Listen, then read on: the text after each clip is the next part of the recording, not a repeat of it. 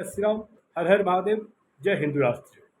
हिंदुत्व दर्शन आपका अपना चैनल है और इस पर आपका हार्दिक अभिनंदन है।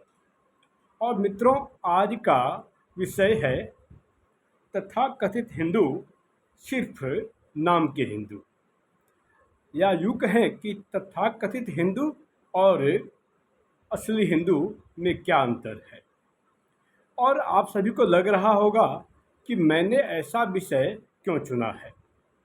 बारंबार आपके अंदर यह बात कौंध रही होगी कि मैंने ऐसा शीर्षक क्यों रखा, और बहुत हद तक आप सब भी इन बातों पर अवश्य सहमत होंगे कि ऐसा शीर्षक रखा जाना कोई अतिशयोक्ति नहीं है।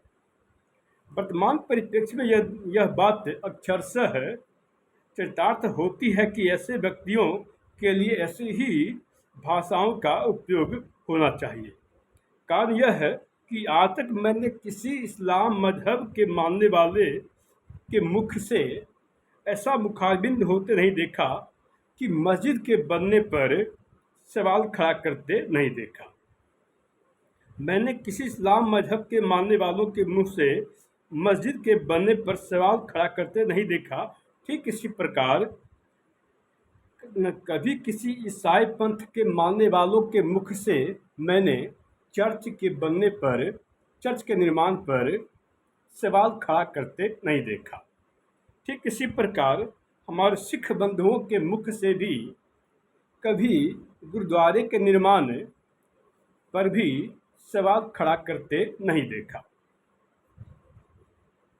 और ठीक ऐसे ही आप सभी ने, हम सभी ने कभी किसी जैन बंधु और बौद्ध पंथ के मानने वालों के मुंह से भी अपने पूज्य स्थल पर प्रश्न खड़ा करते नहीं देखा। पर हमारे ऐसे कुछ विधर्मी किस्म के, बेगैरत नालायक किस्म के हिंदू हैं जो मंदिर पर सवाल खड़ा करते हैं। और ऐसे विधर्मी तथाकथित हिंदू ये कहा करते हैं कि मंदिर का क्या औचित्य है। यदि ये इतने ही बयान बहादुर हैं तो एक बार ऐसे बयान देने वालों से मैं आग्रह करना चाहता हूं कि एक बार सिर्फ यह कह दें कि मस्जिद का क्या औचित्य है। इनके मुंह में दही जम जाएगी। और मैं गारंटी से कह सकता हूं कि ये ऐसे बातों का मुखारबिंद अपने मुख से नहीं करेंगे, क्योंकि इनकी मर्दानगी कहाँ तक सीमित है और कहाँ तक नहीं, हम सभी भलीभांति परिचित हैं। और ऐसी उपदेश देने वाले और उपदेश देते भी हैं तो सनातनी हिंदुओं के विरुद्ध ही देते हैं। एक 9वीं पास से बिहार के सुप्रसिद्ध जोकर के बेटे का यह कहना था कि मंदिर से पेट नहीं भरता। अगर ये इतने ही बयान बहादुर हैं तो एक बार ये कहकर देखें कि मस्जिद से पेट नहीं भरता। 2024 के लोकसभा चुनाव के दौरान ये एक बार मस्जिद गए थे। तो मैं इनसे पूछना चाहता हूँ कि ये मस्जिद में इबादत करने गए थे या खाना खाने गए थे, क्योंकि इनका कहना था कि मंदिर से पेट नहीं भरता। तो ये क्या इनका पेट खाली था? क्या ये पेट भरने के लिए ही मस्जिद गए थे? जहाँ तक मैंने सुना है कि इस्लाम मजहब के मानने वालों के मुख से कि मस्जिद इबादत की जगह है। अब ये 9वीं पास से नेता तेजस्वी यादव को इस उम्र में यह नहीं पता कि पेट भरने के लिए ढाबा, होटल, रेस्टोरेंट में जाते हैं, न कि मस्जिद में जाते हैं। तो इससे आप समझ सकते हैं कि इनका क्या स्तर है। इनका क्या स्तर है।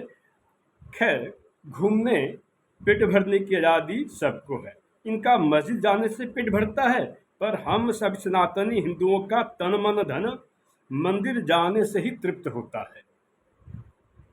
और मैं इन्हें कहना चाहूँगा जो ये आज नए नए धर्मनिरपेक्षता के चैंपियन के रूप में खड़ा होने का कार्य कर रहे हैं, बनने का कार्य कर रहे हैं।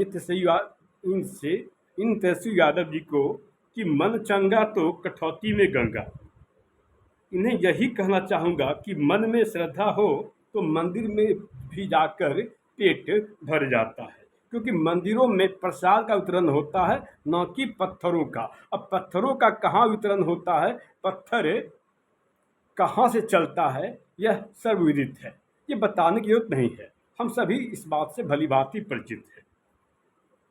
हमारे इस देश के कुछ बुद्धिजीवी, पत्तलकार, इतिहासकार, वामपंथी इतिहासकार, लोकतंत्र के चैंपियन और हमारे तथाकथित हिंदू भाइयों का यह कहना था और कहना है कि भव्य श्री राम मंदिर के जगह अस्पताल बना देना चाहिए था, जिससे कि सभी पंथ वालों को इससे लाभ होता, सभी फायदे में रहते, सबके हित में होता। अच्छा, तो ये सारे बुद्धिजीवी, पत्तलकार, वामपंथी इतिहासकार, इस्लामिक स्कॉलर तब कहाँ थे जब बड़ी बड़ी मस्जिदों का निर्माण हो रहा था, बड़े बड़े चर्च बन रहे थे?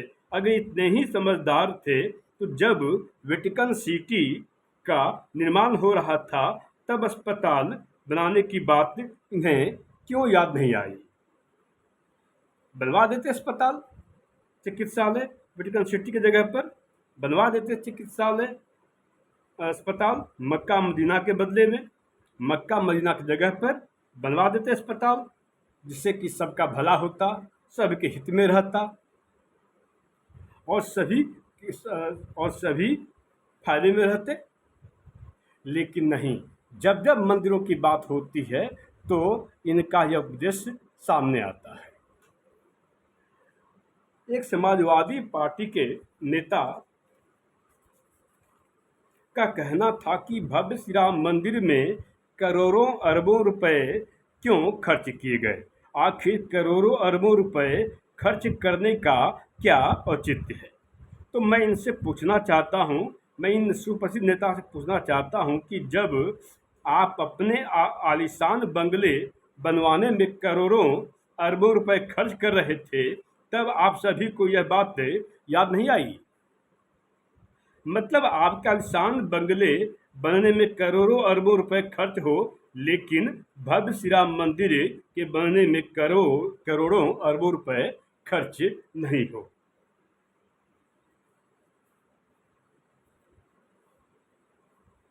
हाँ, अरबों रुपए खर्च न हो, यानी मंदिर के बनने में करोड़ों अरबों रुपए खर्च हो तो ये पैसे की बर्बादी है।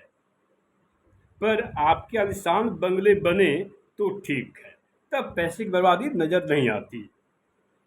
आज 2000 करोड़ यानी 20 अरब रुपए की लागत से विश्व का चौथा सबसे बड़ा चर्च पंजाब के जालंधर में बन रहा है।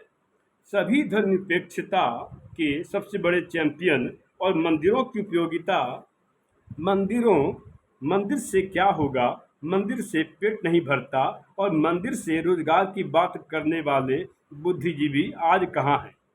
और एक मेंटल मंदबुद्धि सैम पित्रोदा कहाँ है? ये आज किस बिल में छुपे हुए हैं? क्या इन्होंने आज अपने मुंह में दही जमा रखी है? आज वो बुद्धिजीवी कहाँ हैं जो यह कह रहे थे कि मंदिर की जगह पर अस्पताल बनाने की सलाह दे रहे थे? ये कह रहे थे मंदिर की जगह अस्पताल बना दी जाए।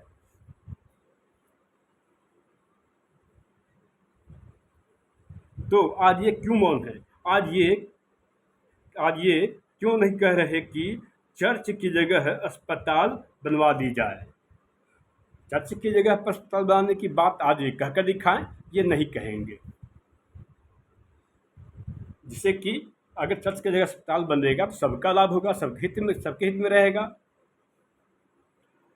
जब 40 एकड़ में महात्मा गांधी की समाधि बनी और जब तथाकथित पंडित नेहरू की 53 एकड़ में समाधि बनी थी, लेडी आयरन श्रीमती इंदिरा गांधी की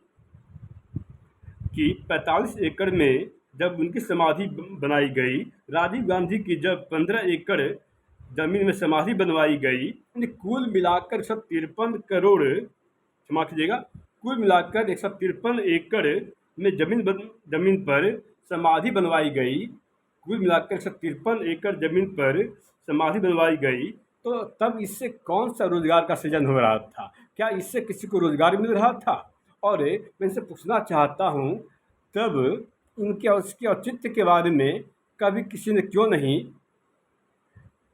नहीं पूछा? आज ये पूछ रहे हैं मंदिर का क्या औचित्य, मंदिर से कौन सा रोजगार मिलेगा? तो भाई इतना एकड़ जमीन पर जब समाधि बनवाई गई, तब इससे किसको रोजगार मिल रहा था? इन समाधियों की आज वर्तमान में लागत 20,000 करोड़ रुपए है, और राम मंदिर सिर्फ 2.5 एकड़ में बना है, तो इनके पेट में दर्द हो रहा है। और आज ये बहुत बड़े बुद्धिजीवी बन रहे हैं और ये आर्थिक स्थिति की बात कर रहे हैं कि इतना खर्च क्यों?